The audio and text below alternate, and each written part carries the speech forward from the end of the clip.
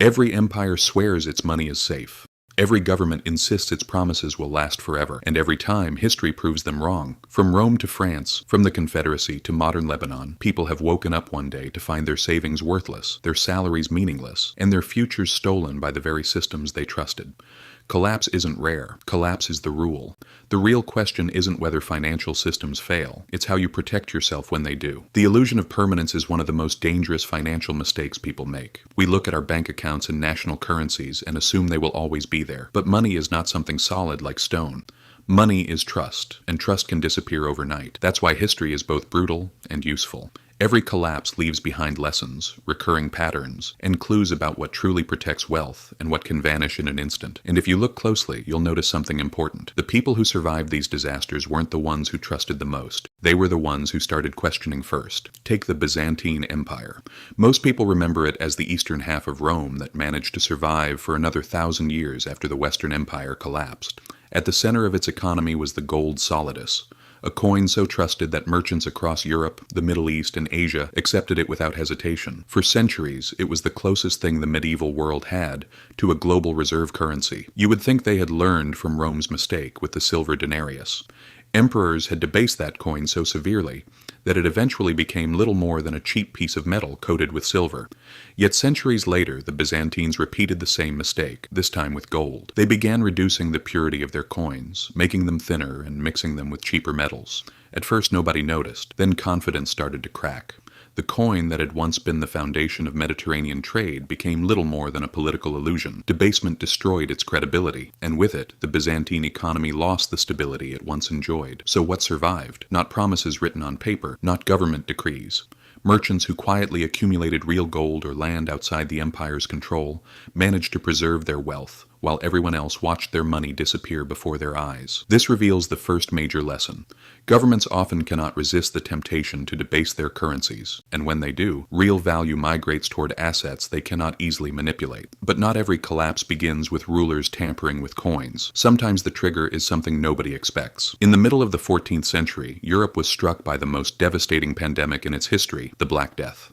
Between 1347 and 1351, roughly half of Europe's population died. Cities emptied, villages vanished, and trade routes fell apart. Yet the economic story of the plague is not only a story of disaster. When half the workforce disappears, labor suddenly becomes far more valuable. Survivors could demand higher wages. Food and land, once scarce, suddenly seemed abundant compared to the number of people left alive. Families that possessed cash, silver, goods, or simply the ability to work found opportunities they never could have imagined. Land that once required great wealth could be purchased for a fraction of its previous value. Houses stood empty, fields went unworked, and the survivors found themselves holding the stronger position in the marketplace. If that sounds familiar, it's not a coincidence. We witnessed a modern version of this during the COVID pandemic. Supply chains broke down. Governments printed trillions of dollars to keep economies functioning. And while those with capital bought assets, people living paycheck to paycheck fell even further behind. In the United States, housing prices surged, stock markets recovered with remarkable speed, while millions of people worried about how they would pay their rent. The parallel is striking. Pandemics redistribute wealth. They always have. Survivors of the Black Death use scarcity to climb the social ladder. During COVID, those with cash accumulated homes, stocks, and businesses that others could no longer afford to hold. The lesson is uncomfortable, but it is true. Crises reward those who have reserves and punish those who do not. If pandemics show us how unexpected shocks can reshape economies, the collapse of the banking system in Renaissance Florence reveals another important truth. Institutions that seem impossible to fail can fall like dominoes. In the 1340s, Florence was the financial center of Europe. Powerful banking families such as the Bardi and Peruzzi dominated the city. These banks had lent enormous sums of money to kings, especially to King Edward III of England, who had borrowed heavily to finance his wars against France. When Edward stopped making payments, the banks collapsed. Depositors lost everything, trade froze.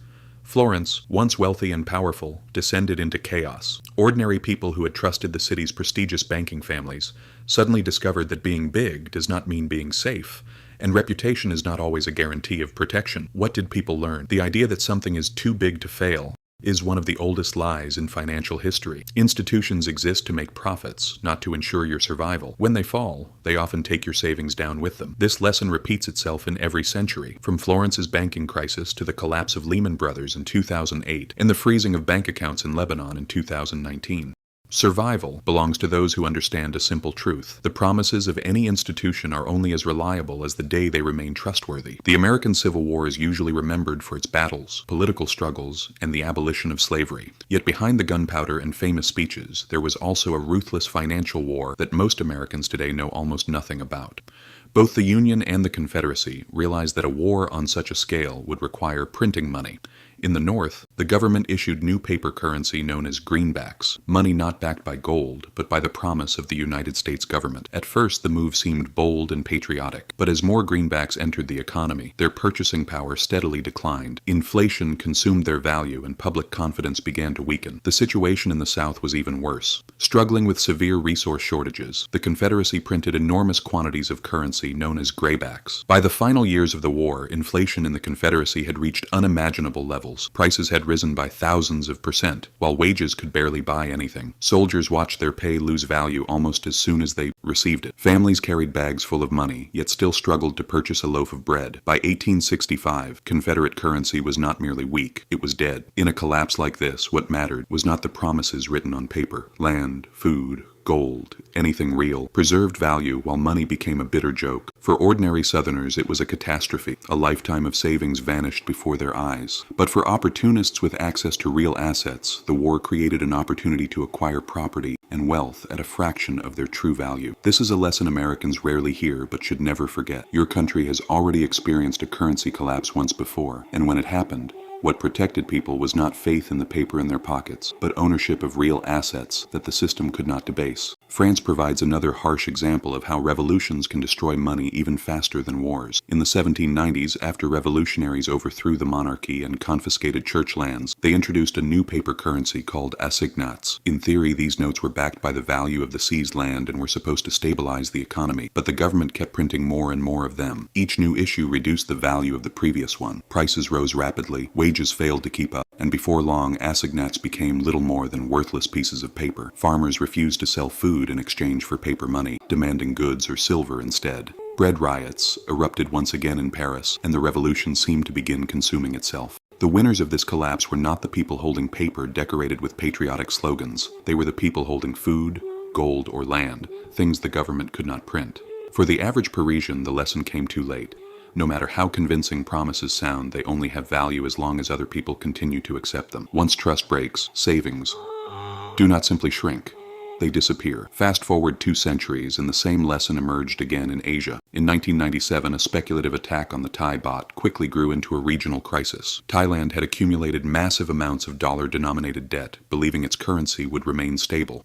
But when the system broke down, those foreign currency debts became impossible to repay almost overnight. Investors fled. The currencies of Southeast Asian nations, including Indonesia, Malaysia, and South Korea, collapsed in a domino effect. Economies contracted, unemployment surged, and governments were forced to seek assistance from the International Monetary Fund. The people who suffered most were not the global hedge funds that helped ignite the crisis. Ordinary citizens paid the price. Their savings lost value, mortgage payments doubled, and jobs disappeared. And once again, the pattern was familiar. Those holding dollars or assets abroad fared better than those who depended entirely on local currencies. Countries burdened by foreign debt were forced into painful austerity measures, while Wall Street institutions acquired Asian assets at bargain prices. What appeared to be a local crisis was, in reality, a global transfer of wealth. This lesson repeats itself in collapse after collapse, from Byzantium to Argentina. Borrowing in someone else's currency can become a deadly trap. When the storm arrives, it is rarely the creditor who drowns, it is the debtor. By now, the pattern should be clear. Whether it is revolutionary France, Civil War America, or modern Asia, the same themes appear again and again. Paper currencies collapse. Debt chains down nations and families. And the survivors are never the people who trust the system the most. They are the people who recognize its fragility before the cracks begin to show. The most unsettling part of history is that collapses do not belong only to ancient times or distant countries. They are happening right now. Between Between 2019 and 2021, banks in Lebanon did something that still seems unbelievable to many people living in developed countries. They shut their doors. People woke up one morning to discover that their accounts had been frozen, withdrawal limits had been imposed, and their currency was rapidly losing value. The Lebanese pound lost more than 90% of its worth. Lifetimes of savings were reduced to almost nothing.